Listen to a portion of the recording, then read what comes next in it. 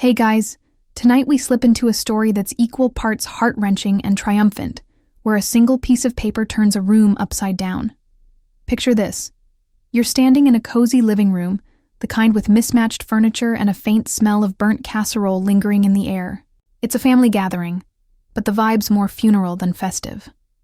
Voices clash, eyes dart, and somewhere in the chaos, your son, quiet, unassuming, clutches a receipt that's about to rewrite the night.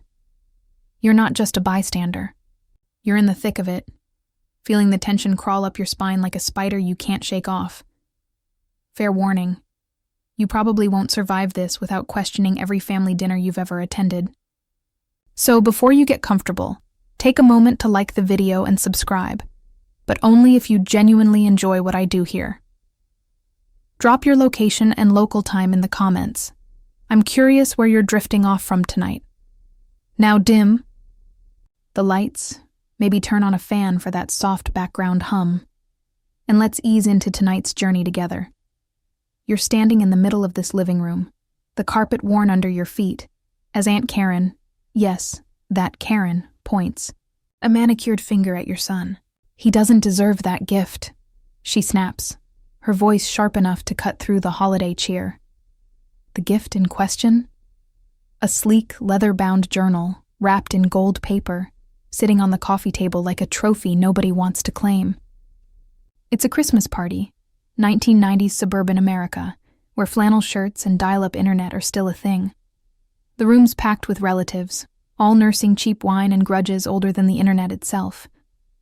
Karen's not alone. Uncle Bob nods along, muttering about kids these days, while picking at a plate of deviled eggs. The accusation stings because it's not just about the gift. It's about your son's worth, his place in this messy family. You glance at him, barely 16, his lanky frame slouched against the wall, eyes fixed on the floor. He's quiet, but there's a glint in his gaze, like he's holding a secret bigger than the room. You feel the weight of their words, each one a jab at your kid's character. They say he's lazy, ungrateful, always hiding in his room with those weird comic books. But you know better. He's the kid who mows the neighbor's lawn for free, who stays up late sketching dreams nobody else sees. The mainstream fact here? Family gatherings in the 90s were often battlegrounds, where gift-giving wasn't just generosity. It was a status flex, a way to prove who loved who more. Historians still argue whether these rituals strengthened bonds or just exposed cracks. And the quirky tidbit? Back then, some families used gift receipts as a passive-aggressive way to say, I don't trust your taste. You catch your son's hand slip into his pocket, fingers brushing something. Paper, maybe? He's not reacting to Karen's venom, but his calm is unnerving, like a storm cloud holding its rain. You're about to step in, defend him, when he looks up, locks eyes with you, and gives the faintest nod. That's when you know. This kid's got something up his sleeve, and it's not just lint. The room keeps buzzing, oblivious. Karen's still ranting, now about how kids should earn their keep. You roll your eyes, bet she never mowed a lawn in her life. Your son shifts, pulling out a crumpled receipt, holding it like it's a winning poker hand. The chatter slows. Eyes turn. You can almost hear the dial-up modem screech in the silence. What's on that paper? Why is it making Karen's face twist like she bit into a bad egg? You lean closer, heart thumping, as your son steps forward, ready to shatter. The room. You're still in that living room, the air thick with tension and the faint whiff of pine from a lopsided Christmas tree. Your son's holding that receipt, his fingers steady despite the eyes drilling into him. Aunt Karen's voice, sharp as a tack, cuts through again. What's that supposed to prove, huh? She's leaning forward, her earrings jangling like warning bells. You want to tell her to pipe down, but your son's calm, almost too calm, and it's got you curious. The room's a pressure cooker, and you're stuck in the middle, feeling every jab and whisper like a personal slight.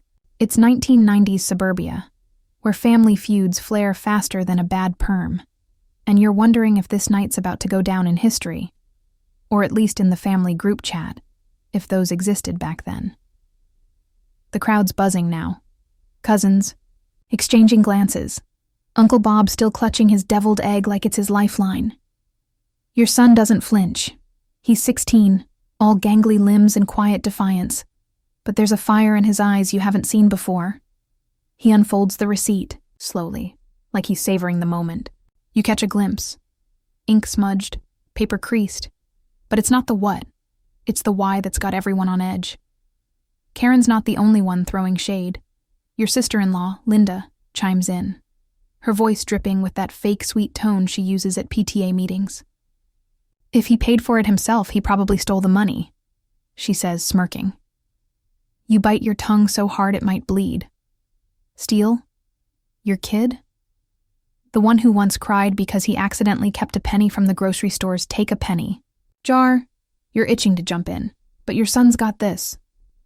He raises the receipt, not waving it like a flag, but holding it firm, like evidence in a courtroom drama. The mainstream fact here is that in the 90s, receipts were more than proof of purchase. They were social currency, a way to flex responsibility or call someone out. Historians still argue whether this obsession with paper trails reflected trust issues or just bureaucratic pride. And the quirky tidbit? Some stores back then printed receipts on thermal paper so cheap they'd fade in weeks, turning your proof into a ghost. You're staring at that receipt now, wondering if it's a ghost or a grenade. Your son clears his throat, and the room leans in, even Karen, though she's trying to look unimpressed. You think I don't deserve it? He says, voice low but steady, like he's been practicing this in his head. You're proud, but nervous. Where's this going? He's not just defending himself, he's setting a trap. The receipts from the bookstore downtown, the one with the creaky floors and that cat who sleeps on the romance novels. You've been there with him, seen him linger over journals, sketching in the margins of his math homework. Did he buy the gift himself? For who? The questions pile up like snow outside, and you're stuck wondering if you've missed something big about your own kid. Linda's still smirking, but it's wobbling now. Uncle Bob's egg drops onto his plate with a sad little plop. Classic. Bob, always fumbling at the worst moment. Your son starts to speak again, his words deliberate like he's laying out a puzzle. This receipt, he says, shows I earned it. Earned what? The gift? Respect? You're hanging on every word. But he pauses, scanning the room, letting the silence do the heavy lifting. You can't help but grin. Kid's got a flair. For drama. The room's a mix of skepticism and curiosity now. And you're right there with them. Heart pounding, waiting for the drop that's going to make Karen eat her words. You're still rooted in that living room, the Christmas tree lights, flickering like they're as nervous as you are. Your son's holding the receipt, his voice steady, but the room's a minefield of glares and whispers. Aunt Karen's arms are crossed so tight you're worried she'll snap her own elbows, and Linda's smirk is fading into something sour. You can feel the heat of the moment, like standing too close to a bonfire, and your son's words, I earned it, hang in the air, heavy as the snow piling up outside. It's the 90s, where family drama could turn a holiday party into a soap opera faster than you can say dial-up. You're dying to know what's on that receipt, what secret it's hiding, and why it's got everyone's attention like a plot twist in a blockbuster. Your son unfolds the paper fully now, and you catch a glimpse of the bookstore's logo, smudged but unmistakable. This, he says, is from June. June? 6 months ago? The room stirs, confused. The gift, the leather-bound journal, sits on the coffee table, gold wrapping glinting like it's mocking everyone. Karen scoffs. So what? You kept a receipt for half a year. You want to high-five her for once because, yeah, that's weird, but your son's not fazed. He's got that look, the one he gets when he's piecing together a comic book plot in his head, all focus and quiet confidence. He starts reading. Leather journal, $24.99, paid in cash. The room goes quiet, except for Uncle Bob's nervous, a cough. Guy sounds like he's choking on that egg he dropped. The mainstream fact here is that in the 90s, cash was king for teens. Credit cards were for adults with mortgages and regrets. Kids saved up from paper routes or babysitting, and every dollar spent was a choice. Historians still argue whether this cash culture taught responsibility or just made kids obsessive about receipts. The quirky tidbit? Some bookstores offered loyalty stamps on receipts, like a coffee shop punch card, but for nerds who bought too many fantasy novels. You're wondering if that's why he kept it, but then he drops the bomb. I bought this for Grandma. Grandma? The sweet old lady in the corner knitting a scarf nobody will wear. She looks up, glasses slipping, as confused as you are. Your son turns to her, his voice softening. You said you wanted something to write your recipes in, remember? The room's stunned. Karen's jaw drops so fast you half expect it to hit the carpet. You're reeling too. When did he talk to Grandma about recipes? You remember him visiting her, helping with groceries, but this is next level. He explains. He mowed lawns all spring, saved every penny, and bought the journal for her birthday, back in June. But Grandma, forgetful as she is, left it at his house, so he rewrapped it for Christmas, thinking she'd love it twice. The receipt's proof, not just of the purchase, but of his heart.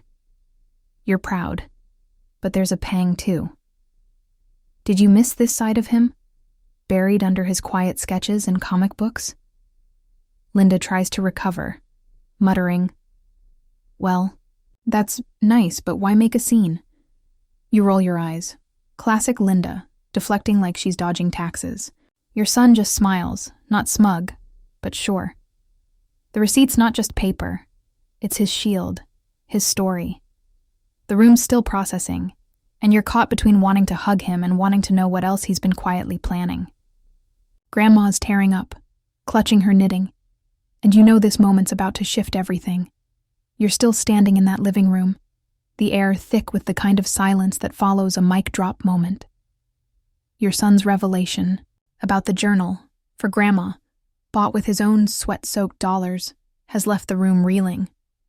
The Christmas tree lights blink like they're trying to keep up, casting shadows on Aunt Karen's face, which is frozen somewhere between shock and annoyance. The receipt, that crumpled piece of thermal paper, sits in your son's hand like a tiny flag of victory. You're proud, but there's a knot in your gut too, as you start to see the deeper cracks in this family, the ones that made him need to prove himself in the first place. It's the 90s, where family gatherings could feel like a courtroom, and you're wondering how many other secrets are buried under the tinsel and cheap wine. Karen recovers first, because of course she does. Well, that's all very sweet, she says, her voice like syrup laced with vinegar. But it doesn't change the fact that he's always off in his own world. You want to snap back, maybe mention her own kid's questionable life choices, like that pyramid scheme she's still defending. But your son's calm gaze stops you. He's not here to fight, he's here to stand his ground. Grandma's still clutching her knitting, eyes misty, the journal now in her hands like it's a sacred relic. You notice the room's split. Some relatives, like Cousin Tim, nod approvingly, while others, like Linda, shift uncomfortably, like they're sitting on thumbtacks. The mainstream fact here is that family dynamics in the 90s often hinged on public displays of loyalty, gifts, favors, even receipts became ways to prove you belonged. Historians still argue whether these rituals healed wounds or just poured salt in them. The quirky tidbit? Some families kept grudge books, literal notebooks where they tracked slights, like who didn't bring a dish to Thanksgiving. You're half convinced Karen's got one hidden in her purse. You glance at your son, who's now explaining to Grandma how he picked the journal because it had thick pages, perfect for her sprawling handwriting. It's a small detail, but it hits you hard. He noticed something you never did, and you've been her kid for decades. The room's tension hasn't faded. It's just shifted. Linda tries to pivot, asking, "So, what? We're all supposed to applaud now?"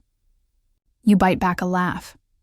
Linda's jealousy is louder than her tacky reindeer sweater. But beneath the snark, you sense the real issue. This family's been keeping score for years.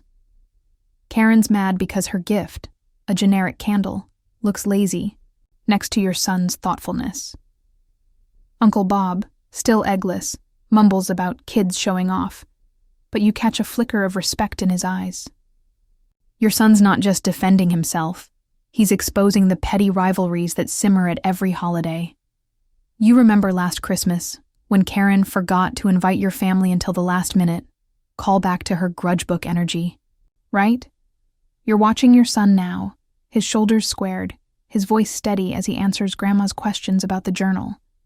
He's not just a kid anymore, he's a force, and you're kicking yourself for not seeing it sooner. The receipt's done its job, but it's also opened a door to old wounds, misunderstandings, slights, and the kind of baggage that makes family feel like a battlefield.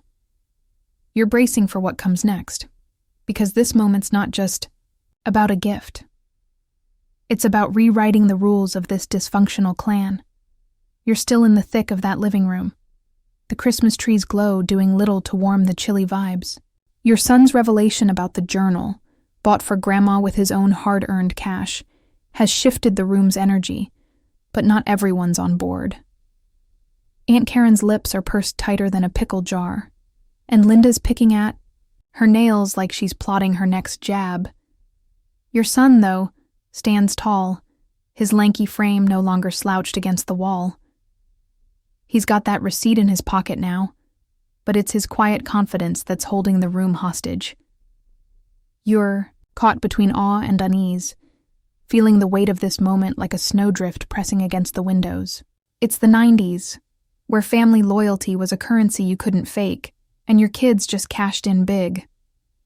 He's talking to Grandma now, his voice soft but clear, explaining how he saved for months, mowing lawns in the sticky summer heat. "I wanted it to be special," he says, and Grandma's smile is so wide it's like she's seeing him for the first time. You're proud, but there's a sting too. How did you miss this side of him? The kid who sketches superheroes in his notebooks, who barely talks at dinner, planned this for months, Karen interrupts. Because of course. That's nice, but let's not make a big deal out of it. You roll your eyes so hard you might strain something. Classic Karen, gatekeeping gratitude like it's her job. The mainstream fact here is that in the 90s, teenagers often took odd jobs, mowing lawns, babysitting to earn pocket money, a rite of passage before allowances became standard. Historians still argue whether this built character or just exploited kids for cheap labor. The quirky tidbit? Some teens in the 90s traded job tips in zines, those DIY magazines full of angsty poetry and bad clip art. You're picturing your son reading one, maybe scribbling notes on how to haggle for an extra $1 per lawn. He's still talking, describing how he picked the journal because Grandma's old recipe cards were falling apart. It's a small thing, but it lands like a punch. Thoughtful, deliberate, undeniable. Cousin Tim, usually quiet, pipes up. "That's pretty cool, man." It's the first real support your son's gotten, and you see his shoulders relax, just a fraction. But Linda's not done. "So what? He's the hero now?" she says, her tone sharp enough to slice through the eggnog. Hayes, you want to snap back, maybe mention her kid's legendary tantrum over a Game Boy last Christmas. But your son doesn't need you. He looks at Linda, not angry, just steady. "I just wanted to do something right," he says. The room feels smaller, like his words are sucking up all the air. Even Uncle Bob, eggless and awkward, nods slowly, like he's finally getting it. You're watching this kid, your kid, hold his own in a room full of skeptics, and it's like seeing him for the first time. The receipt was his proof. But this moment, this quiet defiance, is his power. You're starting to see the family's fault lines clearer now. Karen's need to control, Linda's petty envy, the way they've all underestimated him. You remember that time Karen forgot to invite you to her kid's graduation? Call back to her grudge book vibes, anyone? Your son's not just defending a gift. He's challenging years of unspoken rules. You're bracing for the fallout because this room's about to decide whether to double down or back off. You're still planted in that living room, the Christmas tree's lights flickering like they're trying to signal for help. Your son's stand, clutching that receipt, proving he bought the journal for Grandma with his own money, has left the room in a stunned hush. Aunt Karen's face is a mask of barely concealed irritation. Her arms cross so tight you're sure she's cutting off circulation. Linda's stopped picking at her nails, but her eyes are narrowed, like she's calculating her next move. Your son, though, is unshaken, his voice steady as he finishes telling Grandma how he chose the journal's leather cover to match her old recipe box. You're floored by his thoughtfulness, but the silence in the room feels like the calm before a storm. It's the 90s, where family gatherings could turn into emotional cage matches, and you're wondering if this quiet is peace or just everyone reloading. Grandma's holding the journal now, her fingers tracing the gold-embossed edges, tears brimming behind her glasses. You didn't have to, she whispers, but your son just smiles, that rare grin that makes him look younger and wiser all at once. The room's watching, some faces softening, others, like Karen's, still hard, as frozen eggnog. Cousin Tim gives a low whistle, breaking the tension, and says, "Kid's got game." You stifle a laugh. Tim's got a point, but you're too busy marveling at your son's nerve. He's turned a simple receipt into a mirror, forcing everyone to look at their own pettiness. Even Uncle Bob, eggless and fidgety, seems impressed, though he's pretending to study the ceiling. The mainstream fact here is that in the 90s, gift-giving at family events was a high-stakes ritual, often judged more on intent than value. Think homemade mixtapes versus store-bought CDs. Historians still argue whether these gestures built unity or just fueled one-upmanship. The quirky tidbit? Some families had gift registries for holidays, like mini wedding lists, to avoid duplicate toasters or worse, hurt feelings. You're betting Karen wishes she'd made one, given how her candle's looking pretty sad next to your son's journal. You glance at her, catching a flicker of shame in her eyes, but she's not ready to back down. "Well," she says, voice tight, "it's still just a notebook." You want to roll your eyes so hard they fall out. Classic Karen, doubling down like she's defending a bad haircut. Your son doesn't bite. He just looks at her, calm as a winter pond, and says, "It's not about the notebook, it's about her." He nods at Grandma, who's now flipping through the journal's blank pages like they're already full of memories. The room's silence deepens, and you feel it, the shift. Linda's smirk is gone, replaced by a tight-lipped frown. Even Bob stopped fidgeting. Your son's words aren't just a defense, they're a reckoning, calling out years of snide comments and sideways glances. You remember that time Linda accidentally left your son off the family picnic invite. Call back to her petty streak, right? Now she's got nothing to say. You're watching this unfold, heart thumping, proud but nervous. Your son's not just won the room. He's changed it. The receipt's proof was the spark, but his quiet strength is the fire.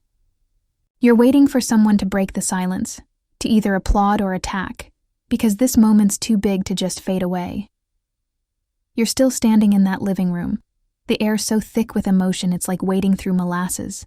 The Christmas tree's lights pulse faintly, mirroring the uneven rhythm of your heartbeat. Your son's words, "It's not about the notebook, it's about her," have landed like a quiet thunderclap, and the room's frozen, caught in the aftershock. Grandma's clutching the journal, her eyes glistening, while Aunt Karen's face is a study in grudging surrender, her arms loosening just a fraction. Linda's staring at the floor, her usual smirk nowhere to be found.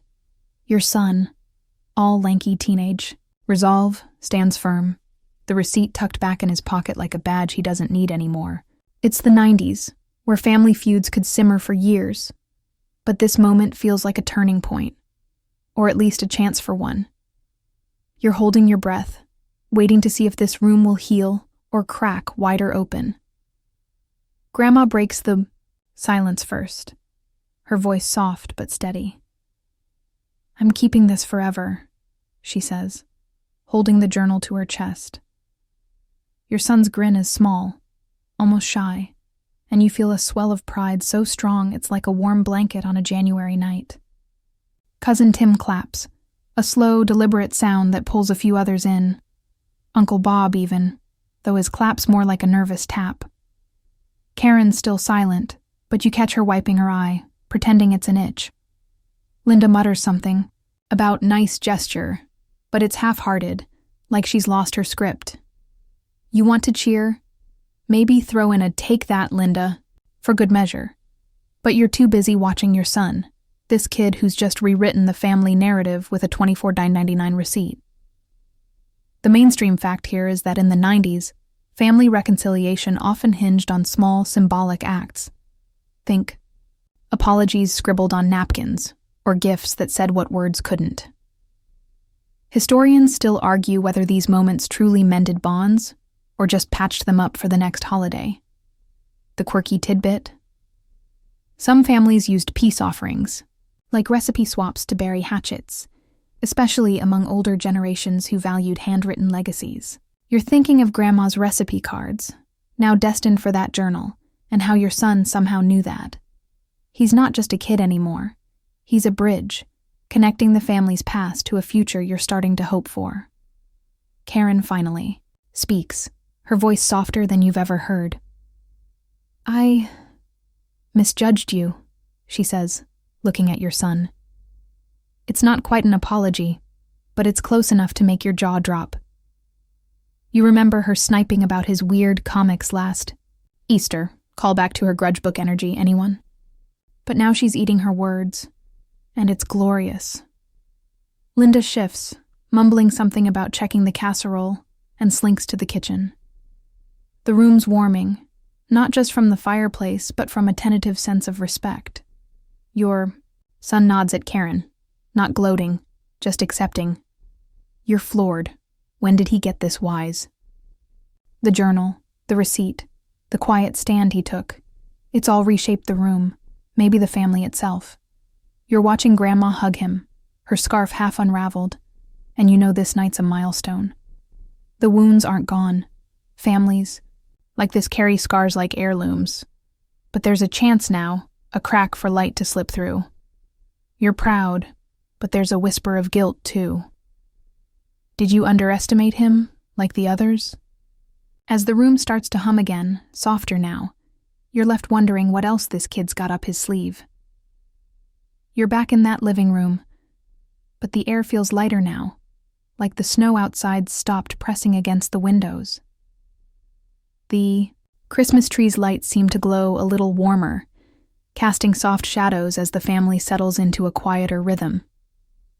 Your son's moment, his receipt, his truth, has left its mark, and you're watching the ripples spread. Grandma's still holding the journal, flipping through it like she's already writing recipes in her mind. Your son's by her side, answering her questions with that calm, steady voice, and you're struck by how he's become the anchor tonight. It's time to ease out of this story, to let the tension fade like a long exhale. Picture the room now, the clink of glasses softer, the chatter less sharp. Karen's talking to Uncle Bob, her tone less prickly, maybe even regretful. Linda's back from the kitchen, no longer dodging eye contact. You feel the shift, subtle but real. A family not fixed, but softened, like dough left to rise. You're proud of your son, his quiet courage, his heart that saw what others missed. The journal's more than a gift. It's a reminder that small acts can outshine big grudges. You're standing there, taking it all in, the warmth of the moment wrapping around you like a favorite blanket. As the night winds down, you imagine slipping outside, the snow crunching under your feet, the stars sharp in the cold sky. Your son's victory lingers, a story you'll carry, a lesson in standing tall. Let the room fade, the voices dim, the trees' lights blur into a gentle glow. You're safe here, in this moment, where truth won out. Drift now. Let the hum of the night carry you, and rest easy knowing some battles end with a single crumpled receipt.